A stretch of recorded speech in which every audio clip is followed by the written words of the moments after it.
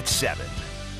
Well, we are just days away from the new year, which means new laws will be taking place. Legal analyst Wendy Patrick is joining us this morning with 4 that you need to know about. Good morning, Wendy. Good morning. Thank you for having me. Well, a controversial one is the gender-neutral bathrooms. We've heard a lot about this during the year. What has to take place? Well, you know, one of the things that distinguishes California, again, only in California, is the fact that unlike North Carolina, where they were waging war on gender identity, California quietly enacted this new law that requires all single-stall bathrooms to be gender neutral. This is one of the things that both employers and employees, for example, have to know about, because ignorance of the law is no excuse. Well, there you go. Also interesting, barber shops and beauty salons will be able to serve beer and wine without a liquor license. I mean, isn't that a bit of a problem? Couldn't that be a problem, a liability? Well, it could potentially be a problem. We've got beer at the barbershop, wine at the beauty salon. But remember that if you decide to sit and sip, unlike the 3-drink minimum at a comedy club, it is a 1-drink maximum. And last call is at 10 p.m.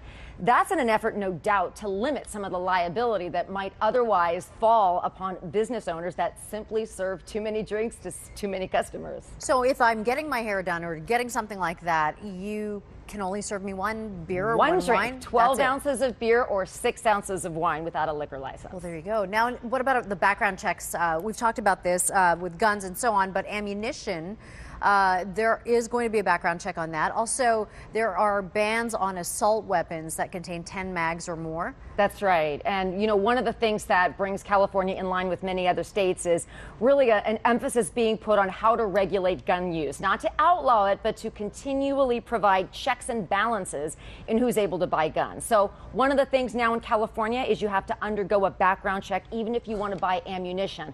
Now, as we go through this list of laws, and as a San Diego State business lecturer, this is what we talk about: is what do we have to know about? Which ones are important? There are 898 new laws in California. So when you talk about guns and ammunitions, gender neutral bathrooms, whatever it is, there are just too many. We've got to keep on top of it and make sure that consumers know about all of them, or at least the ones that apply to you and your business. 898 laws. That's a lot of laws to learn about. More every year, more every year. You know, you mentioned very quickly, I want to go back to the guns. What happens if you currently own a gun? You know, do you have to meet up to the new laws, or what happens there? Well, there are so many different laws that govern the ownership and storage of guns and ammunition.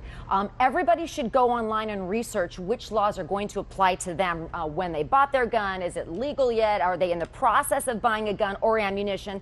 Because with it being so easy to locate some of these new laws on the internet, everybody should, on a case-by-case basis, make sure they are in compliance. We've got to learn them, live them, and love them, because they're easy to find and also easy to violate if we don't realize they've changed. All right, one more question for you, Wendy. Rules for athletes, which, you know, we've talked about the concussions that come with that, or the TBIs. What are those new rules, and who passed the law? You know, who does this affect? Youth sports organizations are now going to have to comply with the same types of rules and regulations as schools do. And what that means as a practical matter is if you have a student athlete that ends up getting sidelined due to a head injury, they have to be treated the same way. They have to be not put back in the game, cleared by a licensed medical professional. In other words, it's going to be the same rules and organizations, whether it's a school or a youth sports organization. Very important. You know, very important laws to know. Like you said, 898 new laws that we have to figure out. Wendy Patrick, thank you so much, as always, for your insight. Thank you for having me. We appreciate